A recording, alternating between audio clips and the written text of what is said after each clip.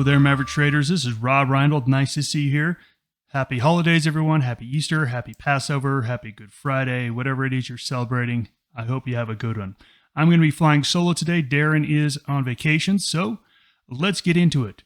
But before we jump into it, I need to announce the winners of the Maverick 9th Annual March Madness Tournament. I was in first place for a bit, but as everyone, my bracket got destroyed after the Sweet 16. And so here are our winners. First place, CJJC84. If that is you, please reach out to me because I don't know who you are. But I've been in contact with the other two. So we have two winners from our options and stock division and one from our Maverick Currencies division. So great job this year. Always lots of fun. Fantasy football is going to be up next for Maverick Trading. Let's get into the market. Last week, this is what we got.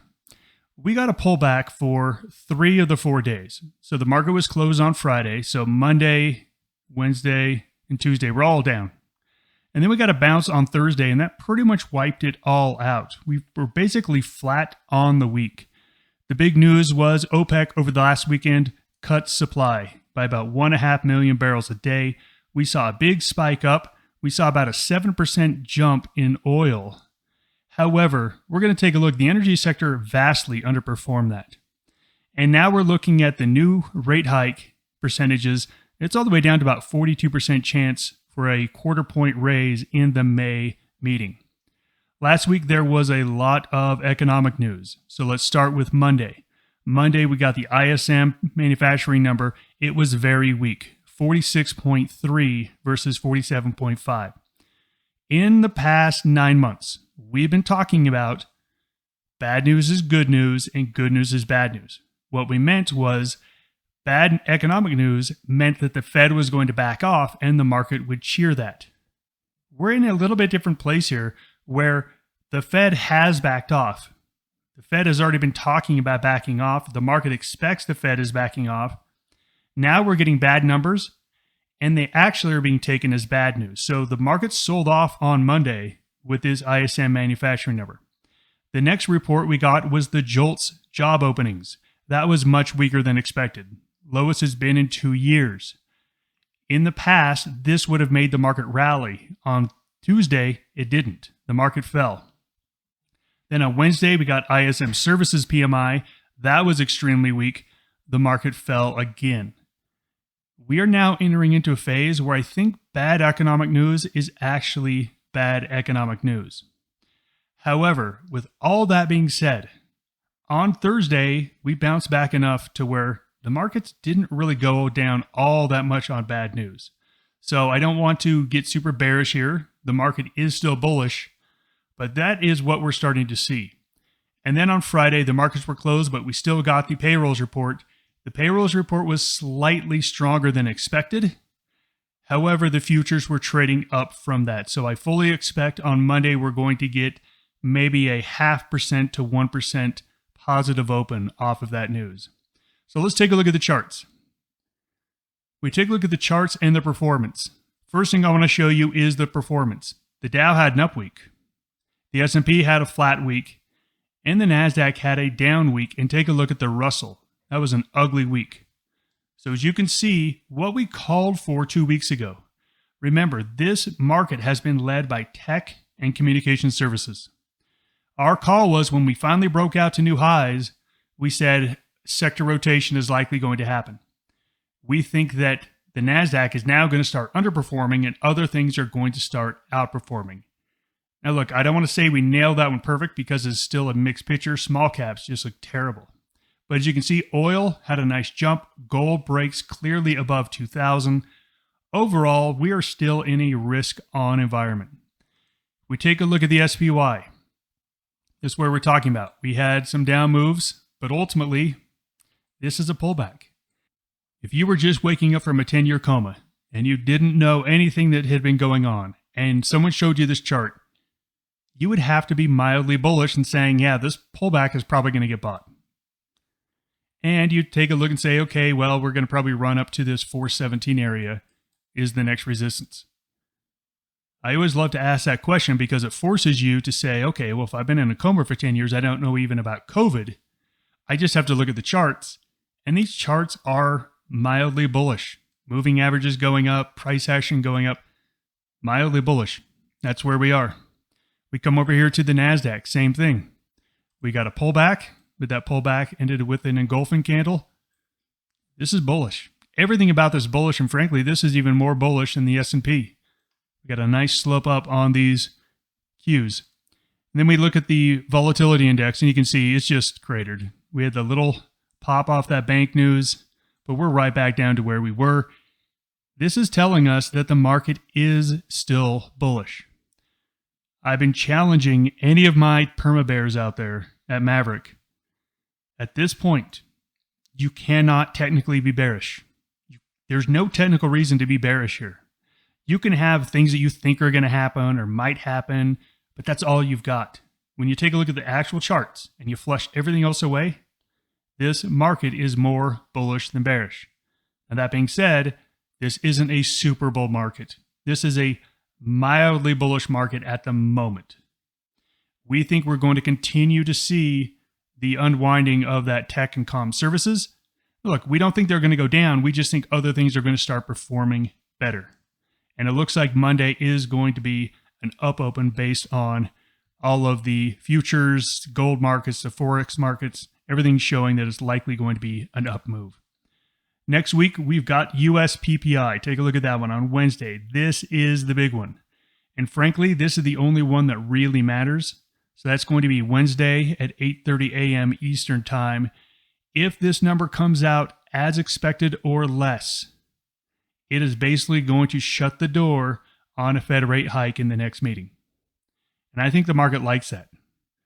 So weaker than expected inflation probably leads to a nice market rally.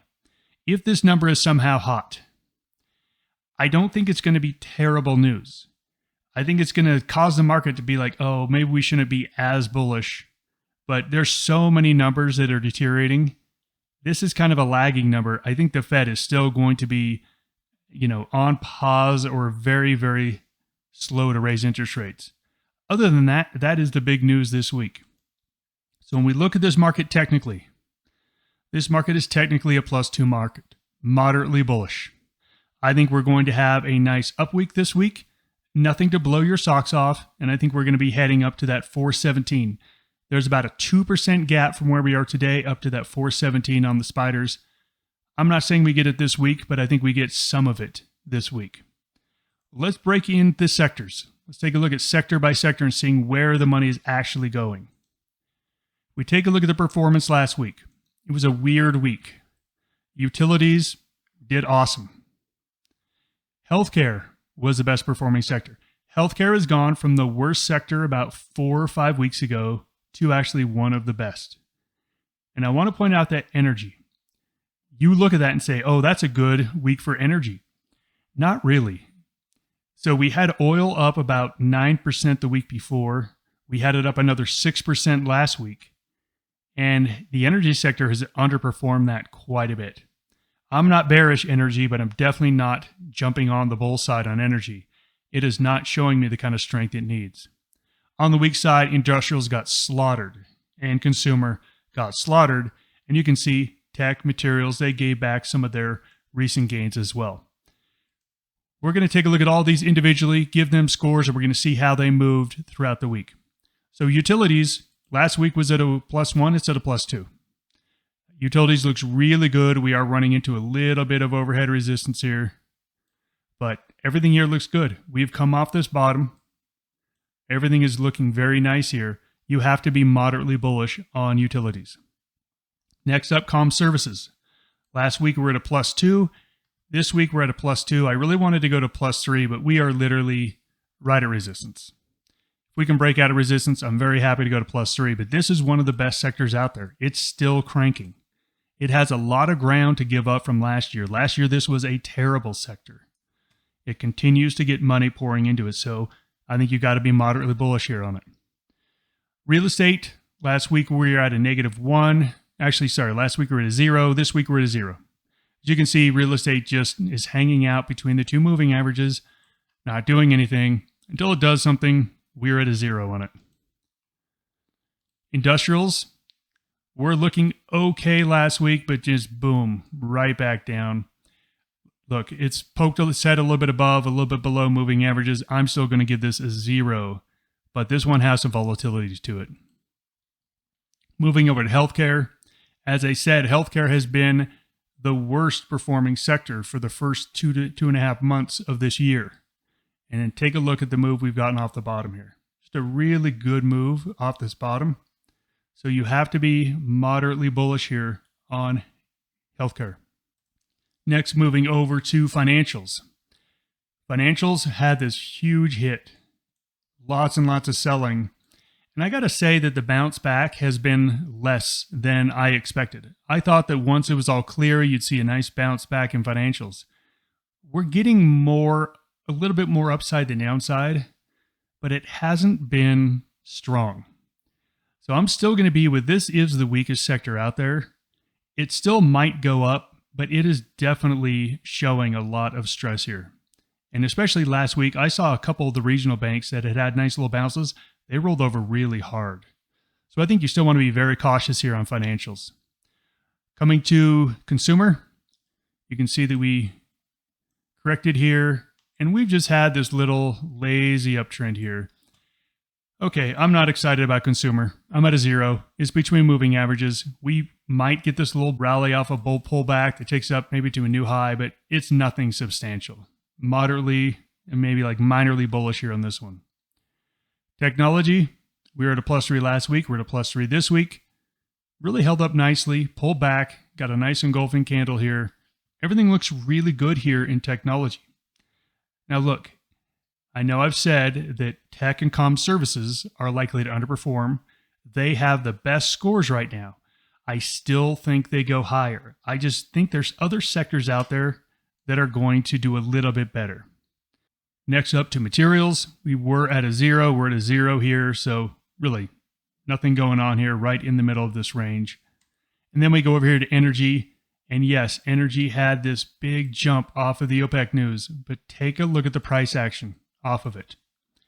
Not real great price action off of this big announcement. I think you have to be not bearish here on energy, but I'm just not bullish here. I'm just not bullish at all. I think we are more range bound than anything on energy. So this is where we were last week. Tech, comm services the best. Let's take a look at the movements we saw. We saw healthcare and utilities improve. So I think you can start looking outside of comm and technology in healthcare and utilities. I think they look very strong. We got some weakening from consumer and industrials. They're back down to the 0. And we saw financials. Look, they improved a little bit, but not all that much. So as you can see here, we've got 4 sectors that are looking moderately bullish here. Healthcare, utilities, comm services, and tech. I think you still look in these sectors for your bulls. In the neutral, consumer, industrials, real estate, and the weakest ones right now, financial, energy, material. They're at a 0, -1, somewhere around there. So let's go in and take a look at a possible trade in each one of these sectors. Of course, we like to do it this way because we are basket traders, meaning we are going to have multiple trades going in multiple directions in multiple areas of the market. Last week, we had a diagonal call spread on KE Holdings. We had the $20 strike on the upside. So look, we are in a diagonal call spread. The stock was up 0.2%. A diagonal call spread is a sideways or bullish trade.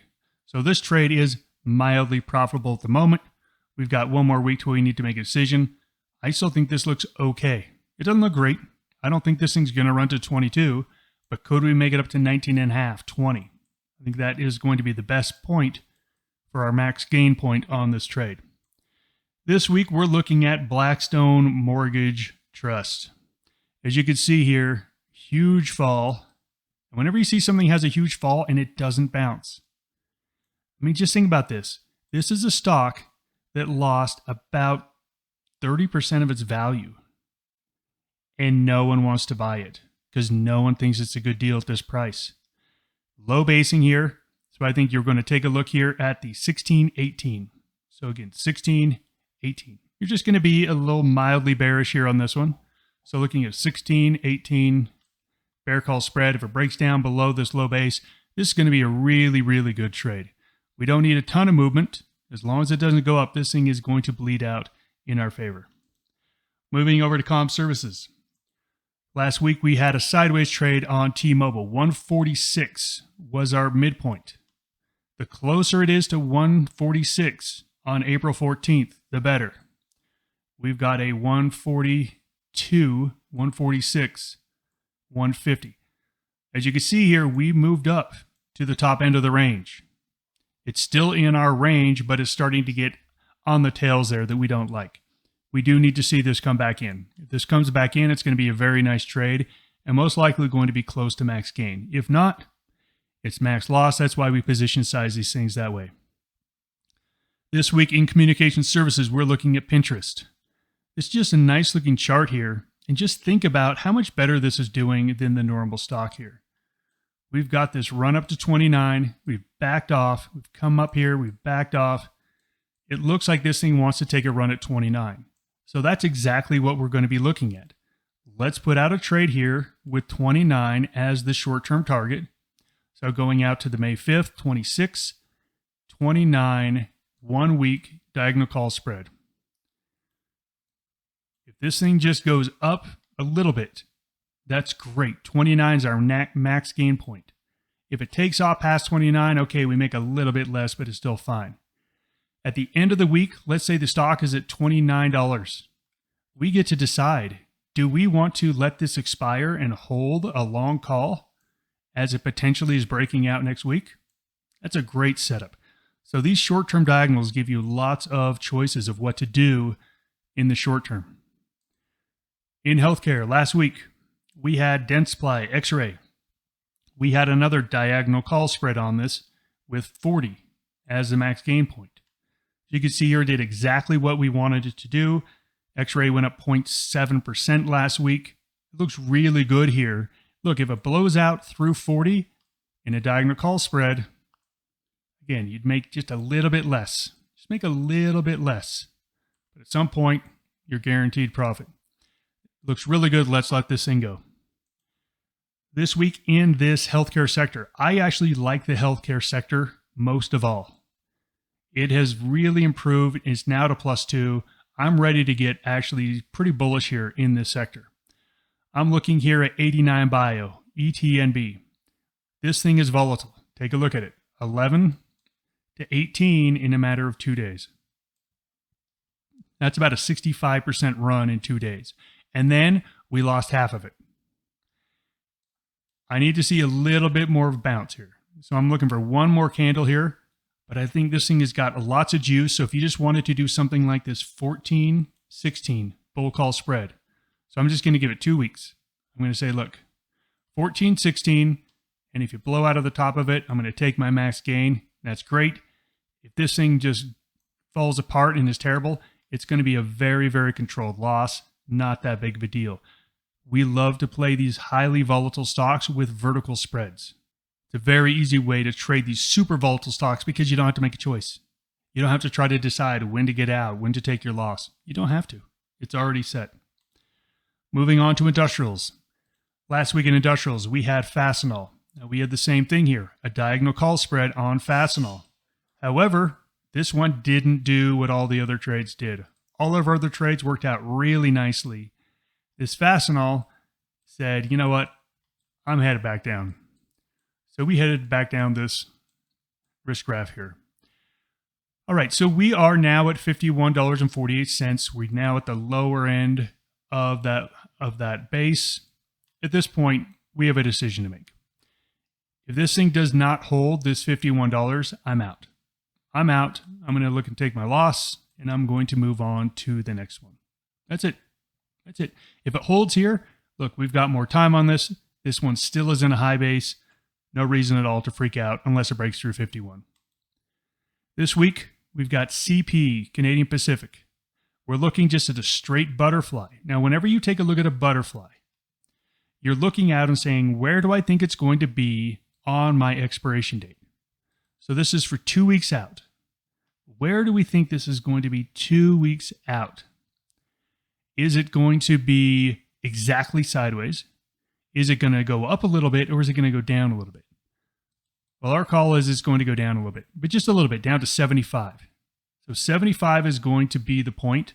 So basically, we're going to look at this butterfly in here.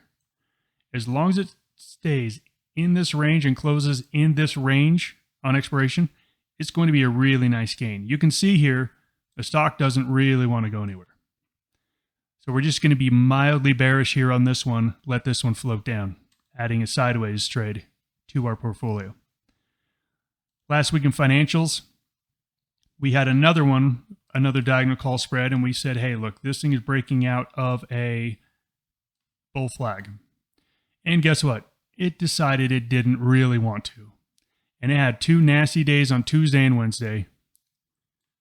Sorry, Monday, Tuesday, Wednesday, Thursday, we crept back up a little bit. Look, this is not doing what we want it to do. We're in a diagonal call spread with 90 as the top. We're trading down here at 82. At some point, we have to make a decision of when we're going to cut this. For me, if we break down below the low that we set on Wednesday, somewhere right around 79, it's got to be cut. We'll move our capital somewhere else. But if we can creep back up in here, I think it's still got some time to run. This week, we're looking at a sideways trade. This is in the financial sector. The financial sector is looking not that strong. However, it's definitely off the bottom. We're looking at the same thing here, a butterfly. So on a butterfly, you have to ask yourself the question, are you right at where it is, or do you want to be slightly above, slightly below? On this one, I want to be right at where it is. So we're looking at this butterfly here. It's most likely going to stay in this range. We got moving averages that are flip-flopping on top of each other. This is the hallmark of a sideways trade, giving it 3 weeks here on this trade. Moving on to consumer. Last week we had win. Again, same thing. We said, hey, let's take a look at this. Let's take a look at just straight calls on this. It looked like it had a bunch of momentum. You can see popped up and we sold off. Okay.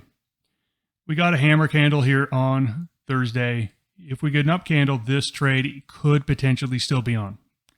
If we break, this trade must be cut, and we will just simply move it to something else. This is showing us that it does not really want to go up and break new highs. But at this point, it's still holding its support. This week, we're looking for a short here in Hormel Foods. So this is in the consumer non-discretionary sector. Big fall. We had a big rally. You can see 2 candles here to the downside. Now, look, we're not going to play this aggressively bearish. We're going to say, hey, let's take a look at this 39.41 just out there for 2 weeks. So we're going to sell the 39, buy the 41. And the risk graph on this one, basically going to say, hey, you know what? You're going to make about $1.30 and lose about 70 cents. That's about where it's going to be here on this, maybe $1.20 and 80 cents. So again, we're putting the risk reward in our favor, and we just need it to go down and close below 39 within the next 2 weeks. Technology's been a good performer. Last week we said, hey, we think things are rotating out of tech, so we took a short in DocuSign. DocuSign was down 3% for the week. So this trade has one more week to go. We need this below 55. So it's good. Everything's working well here. We'll have to see what happens, but just simply follow your plan on all your trades. Moving on to the next one, SunPower. Looking again for another short in this sector. So we like the things that are doing well, but the things that have not been doing well, they probably stay out of favor, and this is one of them. So we've got this bear rally off the bottom. The big question is, where do we think it's going? Well, short term, I got a target of 12. So I'm going to be doing a diagonal put spread. Diagonal put spread is going to look like this. 12 is going to be the max gain point. This one is a positive theta and a positive negative delta trade. So we get a little bit of time decay and we get a little bit of movement. We are not super aggressively bearish here. This is like a -1 trade here on SunPower. Last week in materials, we said buy Newmont on the breakout, and boom, it happened and it went big. Newmont was up 6.2% for the week. This one is going to be a max gainer. Good job, everybody. This week, we're looking at LYB. Now, LYB is a chemical company. And I just want to kind of break down all of our support and resistance areas here. You can see we had this big run here. We had this pullback. We had a nice candle on Wednesday. Wednesday was not an up day. It was on this one, followed with a little bit of a confirmation on Thursday. So the big question is, where's it going to go? I like 95 for this Friday's target. Again, these short-term diagonals, they give you a lot of ease to get in. You don't need to be perfect on your timing. You get in here. Look, if it blows past 95, you made a little bit. Okay? You made a little bit. If it holds in this area, you're perfectly fine. That's a profit. If it tanks down below 92, which is probably somewhere around here, you can always cut it there. As you can see here, it gives you a lot of time. This is bidirectional. If it stays here, it's good. If it goes higher, it's good. So we like these kind of trades here on these ones. And then on Friday, we get to decide, do we want to hold the long calls? If it's looking like it's going to break out and run, yeah, let's hold the long calls and actually turn this into a nice directional trade. In the energy sector, we had COP, ConocoPhillips, and you can see it had the big gap. It had the big gap like everything. So if you got in on Monday, you can see it's basically flat. Flat, slightly against you, slightly for you based on where you got on. Okay, we'll see what this goes. I think this thing fades back down. I don't like that the energy stocks underperformed the jump in oil. That price of oil is likely to probably come back a little bit. You're probably going to see these energy sectors stocks take a dip down. So we're going to play this the same way. We've got Diamondback holding FANG. We had a big jump off this bottom. I think this 147, 145 area is some pretty good resistance here. So I'm looking just to do a targeted butterfly, but I'm saying I think this thing drifts lower. I think it drifts lower, but that's all. And I don't want to try to figure out the timing of when to get short. I just want to say, hey, I think in the next 2 weeks, it's in this area. It's in this area in the next 2 weeks. That is a call here on this targeted butterfly on Diamondback. Well, that takes up all the trades I've got for you today. If you want to share some other trades with other Maverick traders, jump onto our website, log in, go to the members area, and hit that forum. We love to see our traders all talking and working together. Look, the bull pullback is still in process. We've had a very strong last 2 to 3 weeks. We needed a little bit of a pullback, and last week gave us that pullback.